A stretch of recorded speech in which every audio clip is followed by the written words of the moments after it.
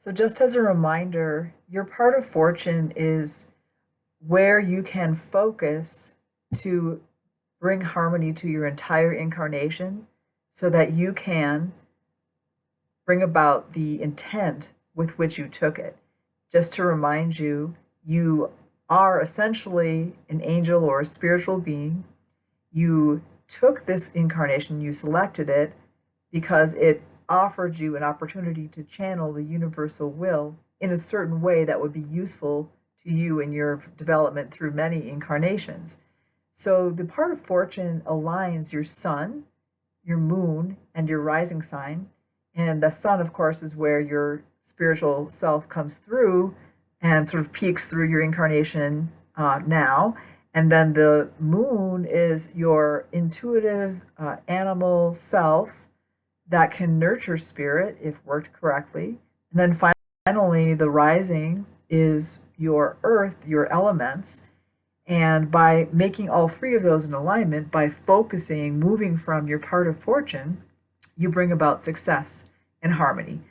If you'd like to learn more about those details, like I go much more deeply into them in a couple of videos, those are linked below. However, in this video, I'm going to tell you about your 8th house part of fortune. The 8th house is a very interesting house because in the modern world, actually, I'm going to kind of ignore a lot of what modern astrologers say, but I'm going to take what the ancient astrologers say and bring it forward into the present aeon, which sees what this house is about from a different perspective than we used to. So in the ancient days, this was 8th house was the house of death.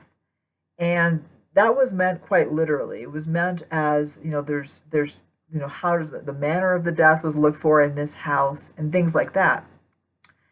The esoteric understanding of death has evolved.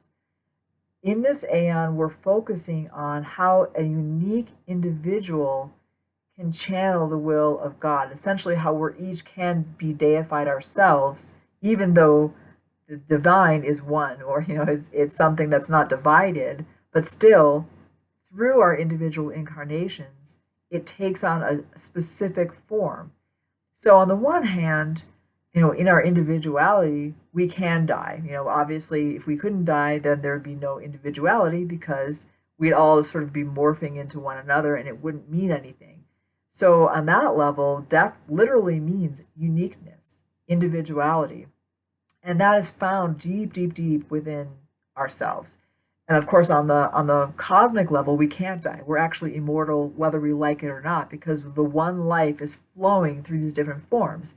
And the forms are simply, coming into being, having a life, degrading and going out of being. But the life itself is just there flowing through the whole thing. So there is no death on that level.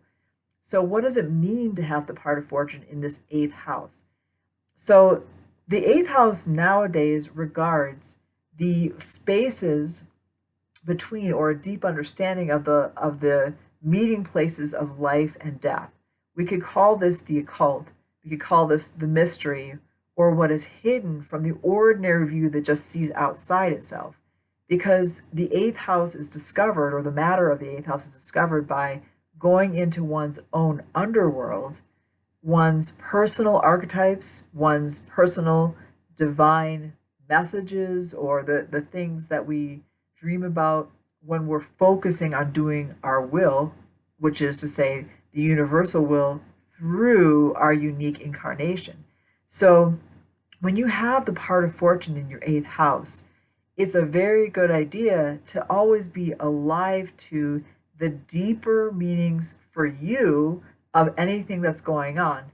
Even on a day-to-day basis, you're walking around, you're doing your job, you're brushing your teeth, whatever it may be, there's always messages coming from your deeper consciousness, or in other words, your unconscious, that's becoming conscious, because everything that you see is actually a manifestation of your divine will, of the divine will channeled through your incarnation.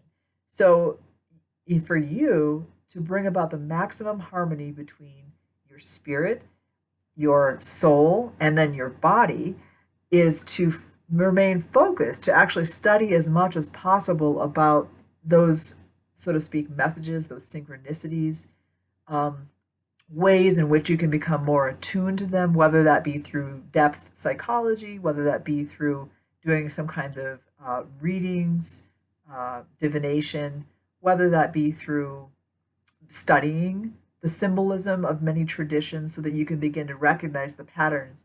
Now, remember, it's not about you as an ego unless you understand that the ego itself is just an instrument of the divine. So it's very tricky. This is the tricky house to have the part of fortune, in the sense that you have to become very well balanced, humble. You have to become very, cleansed, whatever that means. There's many traditions of cleansing, banishment, becoming such that you're a good channel for these deeper and more subtle messages or gnosis, but at the same time not taking it personally, not becoming attached to the results of it. Otherwise, you'll go nuts. So don't do that, okay? Don't become one of those people that is either raving on the street corner or having to tell everybody what it's all about, because remember, these are specifically for you. Yes, they're critically important for you. They're your material, they're your bread and butter in terms of what matters in life and what your secret messages are, but you don't need to tell other people. Best to keep it to yourself or find an artistic way to express it in obliquely, so that you understand what it means, but you're not just blurting it out and basically profaning it. So this is a very interesting position to have your part of fortune. Likely enough, you are somebody interested in the occult and in deep spirituality. So, probably this isn't a big shock to you. You also might be interested in actual death. You might be interested in assisting people, depending on what else is in your chart, to make that passage, that very sacred passage from one life to another, because that is a gift. It's something, a very beautiful moment when one incarnation culminates and another one is about to begin. So I hope that this helps you understand how to focus in order to channel will and do what you came here to do.